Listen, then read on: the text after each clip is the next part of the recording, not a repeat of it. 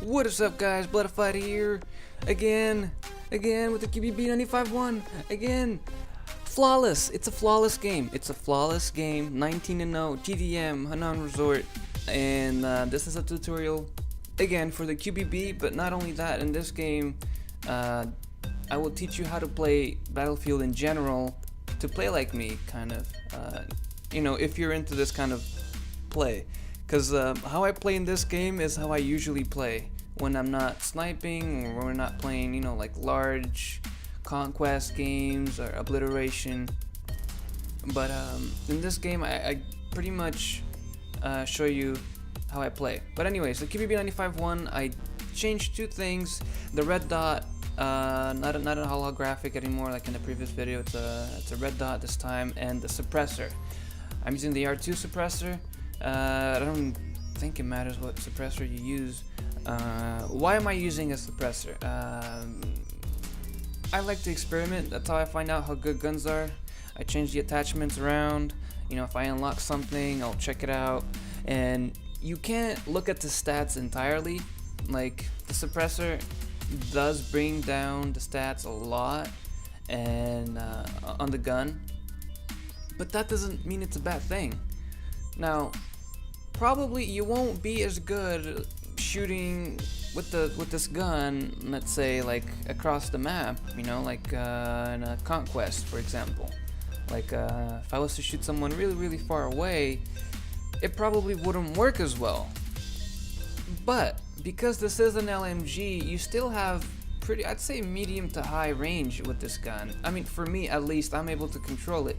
The silencer does make the gun a bit more, I don't say it's jumpy. I think it helps with the jumpiness. That's just me. I like the suppressor and it helps a lot.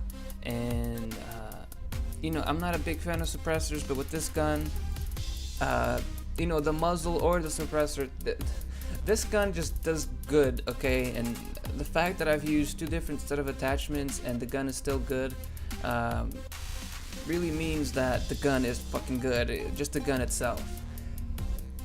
Now, like I said, I do go 19-0, and there's a couple more games that I have saved up which are flawless with different guns, but well, one of them is a different gun. I do have another QBB flawless game, but anyways, the point is, there's no trickery. I'm not planting claymores or sitting down in a little corner waiting for people to pass by. I'm playing really smart because, one, I'm not talking to my teammates, and my teammates are, well, I mean, the guy that did have a mic, I had to mute him. He was talking to somebody in real life. So, when you don't have communication in a game like Battlefield and you gotta depend on yourself, you're actually depending on your teammates as well, even if you don't realize it, and even if they don't realize it, which is the most likely thing, is that they won't notice that you're using them. As bad as that is to say, you see their movement and where they are, and then you can position yourself, where you should be going, depending on your skill. Obviously, I stay by myself quite a lot because I can hold it down on my own, and I like to be in the main area of fire, but not be right inside of it. I like to be outside looking in, kind of, and I just kind of circle that area around like a shark, and that's really my gameplay. It's there's a lot of flanking, there's a lot of listening, footsteps, and that's how I was able to go flawless. This game and another game, it was like 3 games flawless. And excuse me, I don't know what just happened there. That guy must have sucked ass, or I don't know. Something else, being under pressure. I guess, what just happened there is something that a lot of people probably couldn't do because you're under pressure, and I used to be like that. I would lose control and I would suck a lot once I was under pressure. Let's say in Call of Duty games you have streaks, and then with the streaks you get rewards, and so you become, you have that pressure of getting the highest reward you can for getting the highest streak you can. And in Battlefield there's no streak rewards, which I'm completely fine with. It's a realistic game, that's why there's none of that.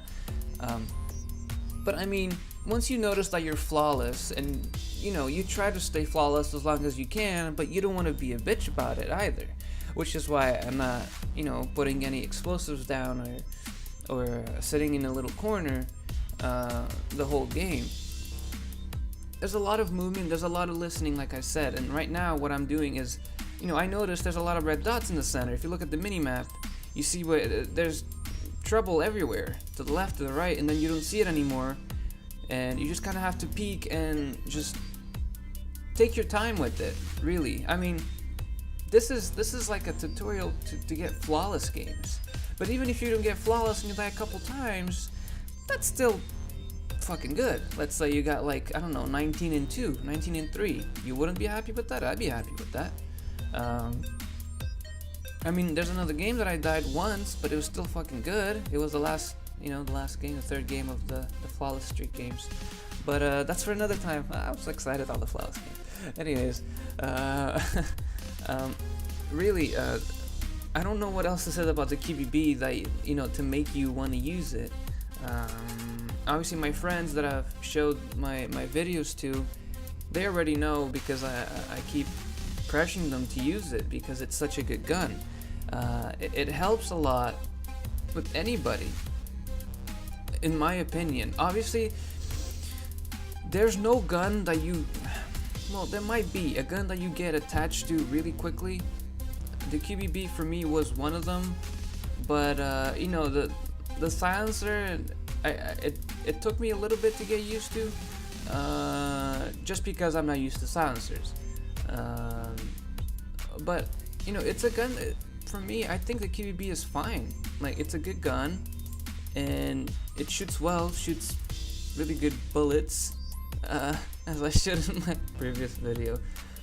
But most importantly, it's accurate, and it gets the job done fast. But you need to know how to use it as well, because like they say, it's not the gun, it's who's shooting it, and that is, I wouldn't say half true. It's true. It's kind of true in the game. It's a bit of everything, really. It's like I've said, it's your sensitivity, it's your gun, and how well you adapt to that gun. Is that gun for you? I don't know how I didn't die there, and that guy must have been reloading or something.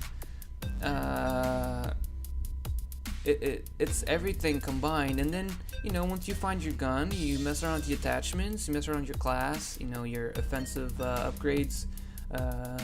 You want to be defensive? Do you want to be recon, sniper, medic, whatever. So you have this building, the Hanan Resort. I just want to go there. Okay, now if this was Conquest or something else a bit bigger, this outcome would probably not be the same. Not only because it probably would have more players, obviously, since there's only 20 in Team Deathmatch, but because there's going to be helicopters and tanks, and obviously you can't fight one of those. So I mean, play Team Deathmatch if you want to, just focus on your shooting, which is what Team Deathmatch really is about. Like, does that make sense? Team Deathmatch for killing, because it's Team Deathmatch and you're supposed to kill to win, and that's it. You don't have to worry about objectives, and it's a cool place to practice. I play a lot of Team Deathmatch and Conquest Small. I like to vary between those two just for points and kills. I don't really play large Conquest just because I don't like all the insanity in a 64 player lobby, especially when I don't know, not even 5 of my teammates. It's much harder to work with a team of 32 or 31, including yourself, 32, than it is with a team of 9. So that's another reason why you should play Team Deathmatch. Now, God. I'm still really amazed because this footage that you're watching right now is from yesterday, and it was amazing. I was really happy that I did so good, and yeah, I'm really surprised I didn't die. Okay, there might have been a bit of luck in this footage, and you know, I'm not complaining. But at the same time, how much luck can you have in, you know, 3 games where you only die once? I think a lot of it is skill, but I don't want to get full of myself. I'm just so happy, and it sounds like I'm full of myself. But it was just a really good game, and I hope you guys liked it and learned something from it. See you on the next one.